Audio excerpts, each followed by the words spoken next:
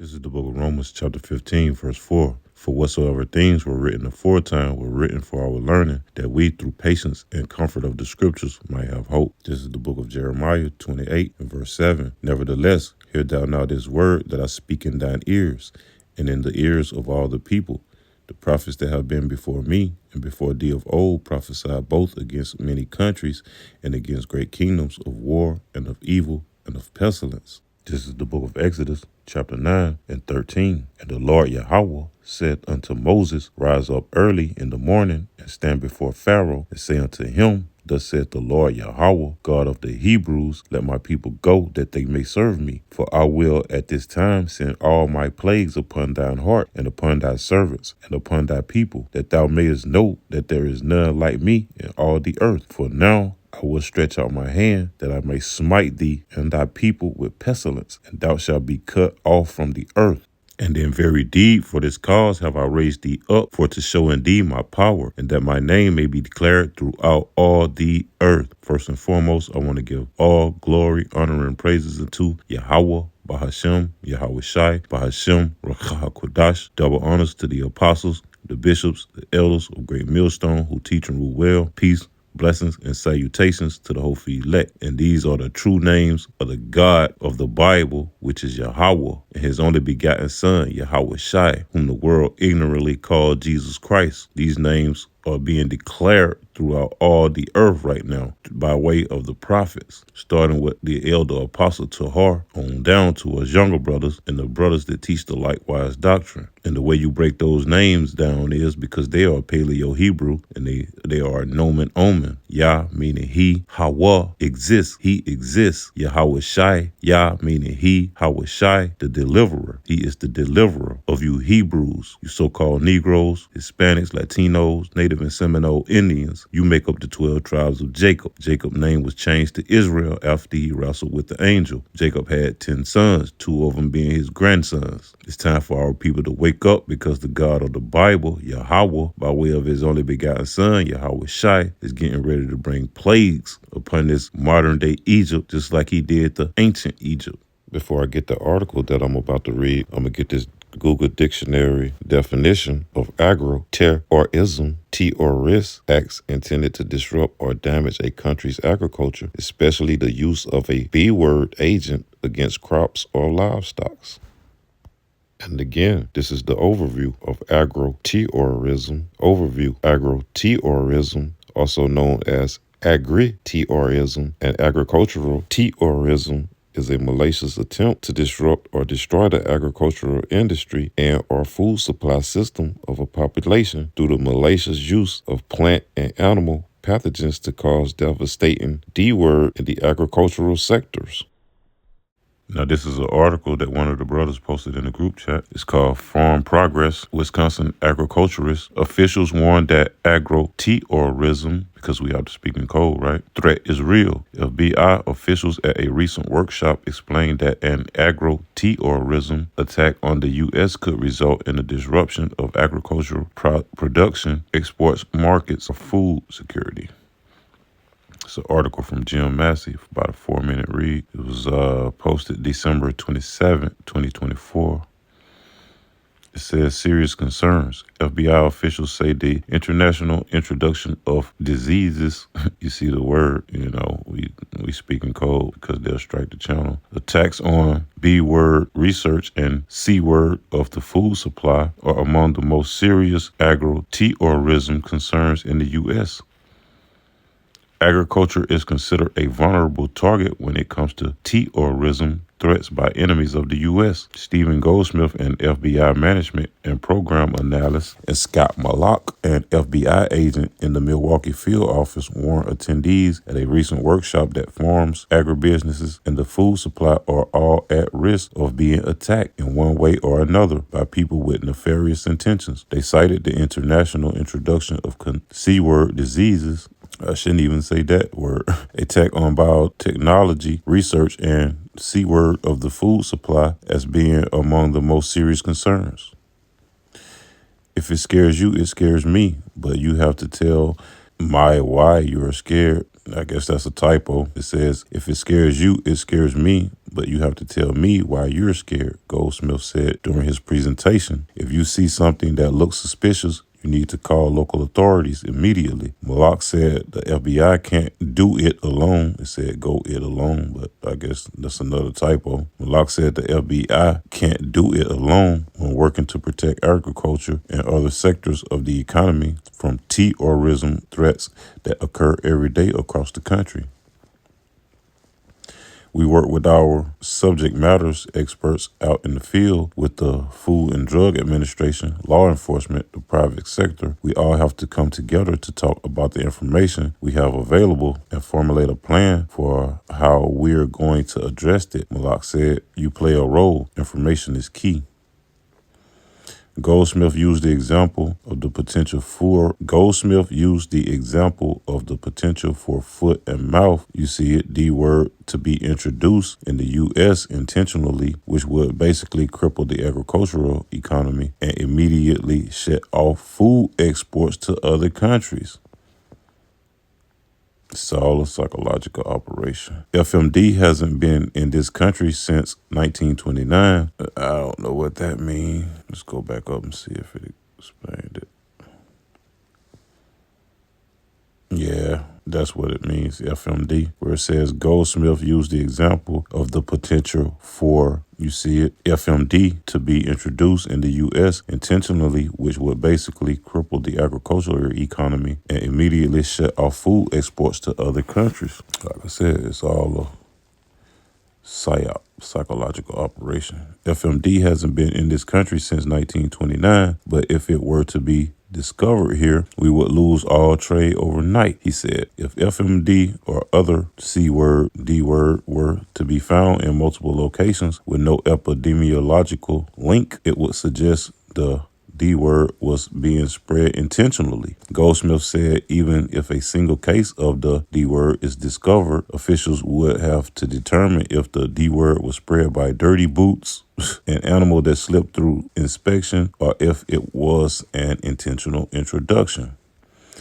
Attacks against agriculture are classified by the FBI as acts of agro-terrorism, a subject of, you see the B word, terrorism. Agro-terrorism primarily targets the economy by the intentional use of B-word agents that may have no direct effect on human health and are difficult to discern from a natural or accidental, you see the word. The effects are the disruption of agriculture, production, exports, markets, and food security that threaten the economic stability and national security of the U.S.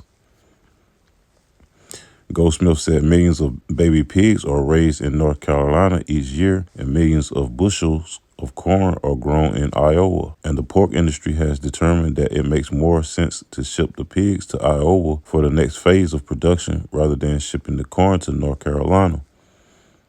Quote unquote, but think of the biosecurity concerns when millions of pigs are on the road at any one time, Goldsmith said. As a B-word security test, a government official visited a large farm recently, walked up to a pen of cattle and threw a towel with a rock into the middle of the pen. No one on the farm noticed, and the cattle all gravitated toward the towel to see what was in it. Quote unquote, just think if that towel would have been intentionally infected with FMD, Goldsmith said it could be smuggled into the country through an international airport and it could spread quickly. When U.S. troops were stationed in Afghanistan in 2008, they found a floor plan of the Brooklyn Bridge, meaning it was a likely target of terrorism, as well as schematic of the Plum Island ADC in New York. Plum Island is a federal research facility dedicated to the study of foreign animal D-word of livestock. The biggest threats to the U.S. come from Russia, China, and North Korea, in which they would say that. Man, because they got beef. America has beef with those countries, you know. It says the biggest threats to the U.S. come from Russia, China, and North Korea, Goldsmith said, along with state-sponsored terrorists in Iran. Yep. He said threats could come from lone actors, self-radicalized extremists, or insiders such as employees. service workers, or maintenance people. Quote unquote, one of our biggest concerns is insider threats. He said they work with legitimate access to a company's or government's assets and can sabotage things quickly. Man, all this shit is hypocrisy. That's all it is. It's all hypocrisy. And look at the last name of this dude. I think his last name was Goldberg. We know what those type of names, Goldsmith. We know what those type of names go back to. Small hatters, man. All right. Computer hackers. Another threat to agriculture comes in the form of computer hackers who threaten to steal data and then demand a ransomware payment to prevent it from being released. Meat processor JBS paid $11 million to hackers, while in Fort Dodge, Iowa, a cybercrime cell threatened to release new cooperatives' proprietary business data unless it paid $5.9 million. A Russian-linked hacking group claimed responsibility for the Iowa incident. We'll have to look into that and fact-check that, because we know these are all liars, man. They are the father of lies. As soon as they be born, they go forth speaking lies. It says in recent years, Chinese nationals were arrested for conspiring to steal secrets of hybrid corn seed and proprietary rice seeds. Situations like those prompt FBI officials to encourage early reporting to potentially mitigate or thwart the actions. The FBI has 56 field offices, 350 satellite offices, and 67 attaches in embassies around the world to deal with threats to agriculture. Agroterrorism is classified under the umbrella of the FBI's Weapons of Mass Destruction Directorate. For more information on the program or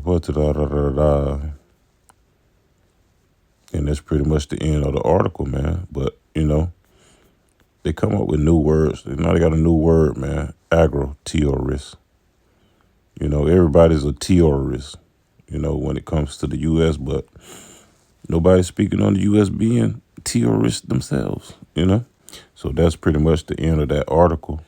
But before I get back into the scriptures, what you see in the image is the Georgia Guidestones. And the Georgia Guidestones has like 10 commandments of the elites. As you look at it, you can read all of the points. It's like 10 commandments. But, at the top, you'll see within the magnified version that I have, these are the plans of the elites to maintain humanity under 500 million when there is like 7-8+ billion people on the face of the earth. How you plan on doing that? These are the things that we have to ask ourselves. How do they plan on doing this? This equation has 4 factors, a little bit of multiplication. So you've got a thing on the left, CO2, that you want to get to 0.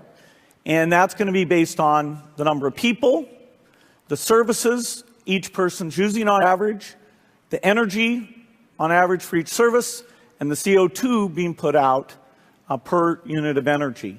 So let's look at each one of these and see how we can get this down to 0. Probably one of these numbers is going to have to get pretty near to 0. That's back from high school algebra. But let's take a look. First, we've got population. The world today has 6.8 billion people. That's headed up to about 9 billion. Now, if we do a really great job on new vaccines, healthcare, reproductive health services, we could lower that by perhaps 10 or 15%. The Industrial Revolution of the 19th century, what humanity basically learned to produce was all kinds of stuff, like textiles and shoes and weapons and vehicles. And this was enough for very few countries that underwent the revolution fast enough to subjugate everybody else. What we're talking about now is like a second industrial revolution, but the product this time will not be textiles or machines or vehicles or even weapons. The product this time will be humans themselves. we are basically learning to produce bodies and minds. Bodies and minds are going to be, I think, the two main products of the next wave of all these changes. And if there is a gap between those that know to produce bodies and minds and those that do not, then this is far greater than anything we saw before in history. And this time, if you're not part of the revolution fast enough, then you probably become extinct. Once you know how to produce bodies and brains and minds, so cheap labor in Africa or South Asia or wherever, it simply counts for nothing. Again, I think that the biggest question maybe in economics and politics of the coming decades will be what to do with all these useless people. I don't think we have an economic model for that. My best guess, which is just a guess, is that food will not be a problem. With that kind of technology, you will be able to produce food to feed everybody. The problem is more boredom and what to do with them, and how will they find some sense of meaning in life when they are basically meaningless, worthless. My best guess at present is a combination of drugs and computer games. Yeah, man, you heard what that devil said. Yuval Noah Harari. He said he called all the people useless eaters. You know, this is the book of Ecclesiastes 13, and start at verse 1. He that toucheth pitch shall be defiled therewith, and he that have fellowship with a proud man shall be like unto him. Burden not thyself above thy power while thou livest, and have no fellowship with one that is mightier and richer than thyself. For how agree the kettle and the earthen pot together? For if the one be smitten against the other, it shall be broken. The rich man have done wrong, and yet he threatened withal. The poor is wronged, and he must entreat also. If thou be for his profit, he will use thee. But if thou have nothing, he will forsake thee. If thou have anything, he will live with thee. Yeah, he will make thee bear, and will not be sorry for it. If he have need of thee, he will deceive thee, and smile upon thee, and put thee in hope. He will speak thee fair, and say, What wantest thou? And he will shame thee by his meats, until he have drawn thee dry twice or thrice. And at the last he will laugh thee to scorn afterward. When he seeth thee, he will forsake thee, and shake his head at thee. Be aware that thou be not deceived and brought down in thy jollity. If thou be invited of a mighty man, withdraw thyself, and so much the more will he invite thee. Press thou not upon him, lest thou be put back. Stand not far off, lest thou be forgotten. Affect not to be made equal unto him in talk, and believe not his many words. For with much communication will he tempt thee, and smiling upon thee will get out of thy secrets. But cruelly he will lay up thy words, and will not spare to do thee hurt, and to put thee in prison. Observe and take good heed, for thou walkest in peril of thy overthrowing. When thou hearest these things, awake in thy sleep. Love the Lord all thy life, and call upon him for thy salvation. Every beast loveth his like, and every man loveth his neighbor. All flesh consorteth according to kind. Yeah, because the rich only sit with the rich, and the poor only sit with the poor. The poor man can't sit with the rich man. The rich man look at him like, who the fuck is this coming around us? Because they're proud. All right, read verse 16 again. All flesh consorteth according to kind, and a man will cleave to his like. Yeah, one like himself. What fellowship hath the wolf with the lamb? None. The wolf will devour a lamb. So the sinner with the godly. What agreement is there between the hyena and a dog? And what peace between the rich and the poor? See, as the wild ass is the lion's prey in the wilderness, so the rich eat up the poor. And you heard what he said. What are we going to do with these useless eaters? They're just going to become extinct. Why? Because of these agro-terrorism attacks, which is this man is just controlling the narrative. All these articles are just controlling the narrative. We looking at the bigger picture. We know what the Georgia Guidestones was for. It's the 10 Commandments of the elites, you know. It's a depopulation process. They want to maintain humanity, so-called, down to 500 million people. All right. Verse 19, it says, as the wild ass is the lion's prey in the wilderness, so the rich eat up the poor. As the proud hate humility, so doth the rich abhor the poor. A rich man beginning to fall is held up of his friends, but a poor man being down is thrust away by his friends. When a rich man is fallen, he have many helpers. He speaketh things not to be spoken, and yet men justified him. The poor man slipped And yet they rebuked him too. He spake wisely and could have no place. When a rich man speaketh, every man holdeth his tongue. And look what he saith. They extol it to the clouds. But if the poor man speak, they say, what fellow is this? And if he stumble, they will help to overthrow him. Yeah, and this all, mainly this is going toward the prophets, man.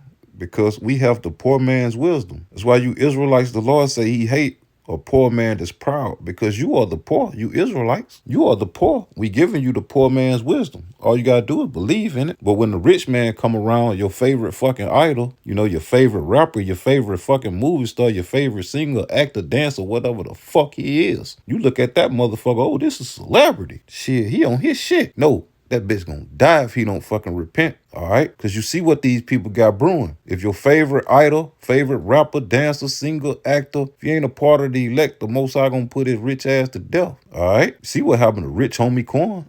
You know? I'm gonna read verse 23 again. When a rich man speaketh, every man holdeth his tongue. And look what he saith, they extol it to the clouds. But if the poor man speak with this wisdom, knowledge, and understanding, you know, mainly, they say, what fellow is this? He don't look rich, because all people think gain is godliness, man. You know, it's super wealthy. Rich don't even fucking describe how much these heathens got, man. The filthy, wealthy elites, man, that control society. You know, rich can't even fucking describe it. I'm gonna read 23 again. It says, when a rich man speaketh, every man holdeth his tongue. And look what he saith, they extol it to the clouds. But if the poor man speak, they say, what fellow is this? Who the hell is this? And if he stumble, you better not slip. They will help to overthrow him. That's your ass. Riches are good unto him that have no sin. And poverty is evil in the mouth of the ungodly. The heart of a man changeth his countenance, whether it be for good or evil. And a merry heart maketh a cheerful countenance. A cheerful countenance is a token of a heart that is in prosperity. And the finding out of parables is a wearisome labor of the mind. Yeah, because that's what your heart ultimately goes back into, the Hebrew word la, which means your mind, because the heart is only a vessel that pumps blood. Your heart cannot think for you. Your heart is not the nucleus. It's the brain, the control tower of the whole body. All right? Now, another thing you must ask yourself, why was this thing destroyed? You know? Why was this thing destroyed? Is it because the people are onto it now? You know? I guess so. The GBI is hoping new video will help them nail down the person responsible for blowing up the Georgia Guidestones. The GBI says this video shows a person leaving an explosive device at the structure and running away. Now, we've circled them for you so you can see a little bit better on your screen. Now, the Elbert County District Attorney is promising to prosecute whoever is behind this. Authorities say only one section of the structure was damaged Wednesday morning. However, they were forced to demolish the entire thing for safety reasons. You see? Can you see where this video is going? Through the spirit and power of Yahweh B'Shem Yahushua? Back to the Georgia Guidestone. Maintain humanity under 500 million in perpetual balance with nature. That's how they plan on doing it, okay? By orchestrating all these aggregate or risk attacks just so they can bring forth the jump shots, okay? And get you people down with the program. And then you're going to fall right in line with this number right here, man. All right? And they want to guide reproduction wisely. So you know what that means. All right? Let's not get it twisted. It says AI overview. On July 6, 2022, the Georgia Guidestones were damaged by an explosion and were later demolished. The explosion occurred before dawn, damaging the Guidestones and destroying one of the monument's columns. Security cameras captured a lone figure running up to the monument before the explosion and then running away. A silver car also fled the scene after the explosion. The local government removed the debris and Guidestones later that day. The remaining pieces were demolished due to safety concerns. Yeah, right. No suspects were identified. Elbert County commissioners said they won't rebuild the Guidestones, but that doesn't mean no one else can. However, they likely won't be erected where they once stood. The Georgia Guidestones were 6 granite slabs that contained 10 guidelines in 8 different languages. The guidelines were intended to be messages to humanity in case of a post-apocalyptic event. How about a pre-apocalyptic event? The stones were vandalized several times before the explosion in 2009. The stones were splattered with polyurethane and defaced with graffiti, reading "Death to the New World Order." Yup, because people has become wise, man. Plus, we also know that these devils be setting up these agent provocateurs to go out and do these type of things. Maybe demolish a building, crash into the towers, all kinds of shit, man. That's what the devil does. He set up people to do these things for him. But as you look at the screen, you can see the back of this $1 bill, and it reads Novus Ordo Seclorum. That's a Latin phrase for New World Order. And you can see the hexagram, and it points to all these different letters, which spells out Mason, because these are Freemasons, the secret society. And here I have another image, that further breaks down the symbolism that's on the back of this $1 bill and everything that it entails. Then they had the audacity to put "In God We Trust." But going back to the subject matter of the lesson, it's because the Most High God set up this wicked power structure to rule over his people. Why? Because we sinned. We went off. This is Romans 13. It says, "Let every soul be subject unto the higher powers, for there is no power but of God. The powers that be are ordained of God. Whosoever therefore resisted the power, resisted the ordinance of God." Yeah, because when you resist the power of the wicked, you find yourself fighting against the Most High God, because he's the one set up this wicked power structure. I'm going to read it again. It says, "Whosoever therefore resisted the power, resisted the ordinance of God, and they that resist shall receive to themselves damnation. For rulers are not a terror to good works, but to the evil. Wilt thou then not be afraid of the power? Do that which is good, and thou shalt have praise of the same. For he is the minister of God to thee for good. But if thou do that which is evil, be afraid, for he beareth not the sword in vain." And that's right, man, because the sword was given to Esau back in Genesis, the 25th chapter. Isaac, which was Yahweh, and one of his coronations, he gave his son Esau. He told him his blessing was the sword. He told him, "And by the sword you shall live." This man don't bear the sword in vain. Plus, he is the sword of the Lord. Read verse 4 again. "For he is the minister of God to thee for good. But if thou do that which is evil, be afraid, for he beareth not the sword in vain. For he is the minister of God." Yeah, this man will ultimately delete you. He'll put you to death. And that's through the spirit and power of Yahweh Shem Yahushua. Because Yahweh Shem Yahushua reward wickedness with wickedness. That's why this devil is poisoning the food chain. And a lot of wicked motherfuckers is going to get caught up eating that bullshit, man. "Wherefore ye must needs be subject, not only for wrath, but also for conscience sake. For this cause pay ye tribute also, for they are God's ministers, attending continually upon this very thing. Render therefore to all their dues, tribute to whom tribute is due, custom to whom custom,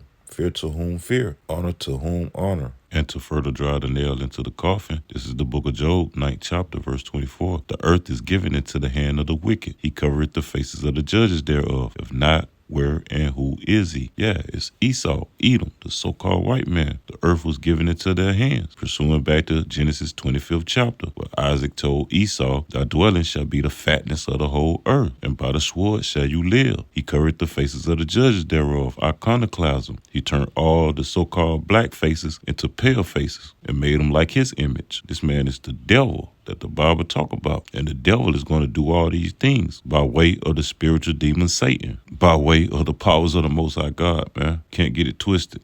Now, this is the book of Psalms, 17th chapter, verse 13. "Arise, O Lord Yahweh, disappoint him, cast him down, deliver my soul from the wicked, which is thy sword." These wicked motherfuckers are the sword of the Lord. The Lord will kill you by way of this so-called white man's hands, because they are the wicked that the Bible talk about. You had three classifications of men: the sons of God, which are the Israelites, Adam, going back to Adam, and the sons of Adam. Then you had the sons of men, the other nations. Then you had the wicked, the so-called white man. To further prove the point that the Lord would do you something very wicked and evil by the hands of these damn devils, because one might say, man, that's an evil thing for them to be doing that cattle like that, man. As they call it, agro-terrorists, just to keep speaking in code. A person might say, man, that's very evil. But hey, that's the Most High God for you. He'll do you something very evil by the spiritual demon Satan, by Satan counterparts that are on the earth, the so-called white man. It's Amos chapter 3 and verse 6. "Shall a trumpet be blown in the city? The prophets are blowing the trumpet, telling you about these wicked, evil deeds that the so-called white man is doing. And the Lord is allowing them to do it. It said, and the people not be afraid. Shall there be evil in the city, and the Lord have not done it? The Lord Yahweh have not done it?" Verse 7, "Surely the Lord God Yahweh will do nothing, but he revealeth his secrets unto his servants, the prophets." And we've been revealed these secrets, man. The Lord has revealed these secrets to us that's been forever hid, but right in our face. But the knowledge just had to increase, But I'm going to read Amos 3 again and 6. It says, shall a trumpet be blown in the city and the people shall not be afraid? Shall there be evil in the city and the Lord have not done it? Of course the Lord did it. So let's prove it. And to further prove verse 6, in Amos 3rd chapter, this is Deuteronomy 32 and 39. See now that even I am he, and there is no God with me. Now notice, that's a lowercase g. That's an idol or a mortal man. I kill and I make alive. I wound and I heal. Neither is there any that could deliver out of my hand. The scriptures say that it's a fearful thing for you to fall into the hands of the living power, because he killed. Verse 40, for I lift up my hand to heaven and say, I live forever. If I wet my glittering sword and my hand take hold on judgment, I will render vengeance to my enemies and I will reward them that hate me. That's how the Lord is rewarding you that hate him. By these agro-terrorists poisoning the food supply, and ultimately will poison you. All right, because this is how the Most High God operate. That's why the beginning of wisdom and knowledge is to have fear of the Lord, man. This is the book of 2 Ezra, 16th chapter, verse 14. Behold, the plagues are sent and shall not return again until they come upon the earth. The fire is kindled and shall not be put out till it consume the foundations of the earth. Like as an arrow which is shot of a mighty archer, return it not backward. Even so the plagues that shall be sent upon the earth shall not return again. Because the ultimate plague is going to consume this foundation of the earth with fire is thermonuclear intercontinental ballistic missiles. Because the land has to be cleansed, okay? Fire is a cleansing agent. Don't get that twisted. The point is, behold, the plagues are sent and shall not return again until they come upon the earth. The Lord is sending these plagues. The Lord is sending famine, great death, mournings, and woe. It's the Lord that's doing this, okay? 2 Ezra 16, verse 17. Woe is me,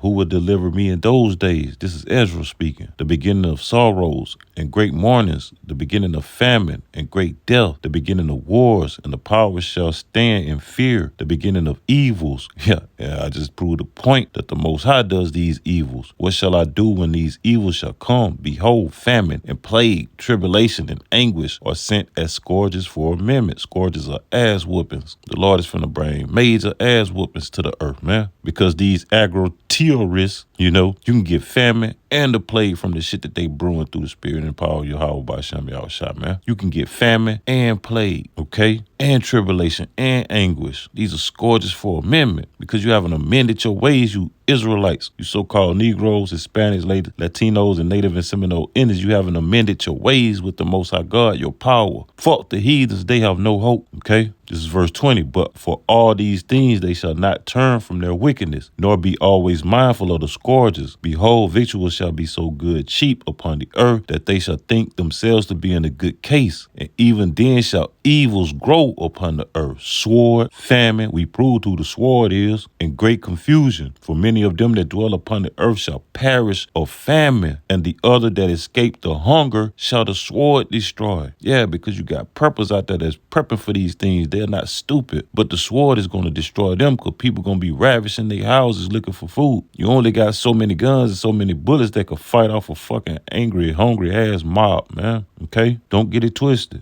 And this will be the book that I close out in, Psalms 91, starting at verse 1. He that dwelleth in the secret place of the Most High shall abide under the shadow of the Almighty. Yes, that's the Lord protection. And how do we dwell in this secret place? What is the secret place? This truth, man. This wisdom, knowledge, and understanding how the Most High God operate and what he's getting ready to do to this place. Understanding that this is the Lord's will to destroy this place. All right. And we need to get back into that secret place so we can be hidden from all the scourges of amendments that the Lord is bringing upon this place. You have to amend your ways with the Most High God if you're an Israelite. You so-called Negroes, Hispanics, Latinos, Native and Seminole Indians. You make up the 12 tribes of the nation of Israel, but we know that 2/3 are going to be destroyed. And repeat it again, 2/3 are going to be destroyed. Only the elect is going to wake up and come back to the secret place and hide themselves within the Lord, within the shadows of the Almighty. Verse 2, I will say of the Lord Yahweh, he is my refuge and my fortress, my God, in him will I trust. Surely he shall deliver thee from the snare of the fowler. A snare is a trap, man. Snare of the fowler, a bird trap, all right? And from the noisome pestilence, that's the thermonuclear missiles, man. He shall cover thee with his feathers, and under his wings shalt thou trust. His truth shall be thy shield and buckler. See, this truth gonna be the shield and buckler. You're gonna be shielded, and you got to buckle yourself down in this truth, man. Okay? Thou shalt not be afraid for the terror by night, nor for the arrow that flieth by day, nor for the pestilence that walketh in darkness, nor for the destruction that wasteth at noonday. 1,000 shall fall at thy side, and 10,000 at thy right hand, but it shall not come nigh thee. Only with thine eyes shalt thou behold and see the reward of the wicked. We getting ready to see the reward of the wicked. And Lord willing, I am not of that number. And Lord willing, you brothers and you sisters are not neither, man. But we got to come back and abide under the shadow of the Almighty God, Yahweh, Bahashem Yahushai. Because thou hast made the Lord Yahweh, which is my refuge, even the Most High thy habitation, there shall no evil befall thee, neither shall any plague come nigh thy dwelling. For he shall give his angels charge over thee, to keep thee in all thy ways. They shall bear thee up in their hands, lest thou dash thy foot against a stone, stumbling block. Thou shalt tread upon the lion and adder, the young lion and the dragon shalt thou trample under feet, because he hath set his love upon me. Therefore will I deliver him. I will set him on high, because he hath known my name, Yahweh. Why Yahweh Shai? He shall call upon me. The name is a strong tower. The righteous runneth into it and are safe. And I will answer him. I will be with him in trouble. Jacob's trouble is on the way. I will deliver him and honor him. With long life will I satisfy him and show him my salvation. And with that being said, I want to give all glory, honor, and praises to Yahweh, Bahashem, Yahweh Shai, Bahashem, Rakaha Kodash. Double honors to the apostles and elders of Great Millstone who teach and rule well. Peace, blessings, salutations to the whole elect. Shalom, Abar, on to the next one. Shalom.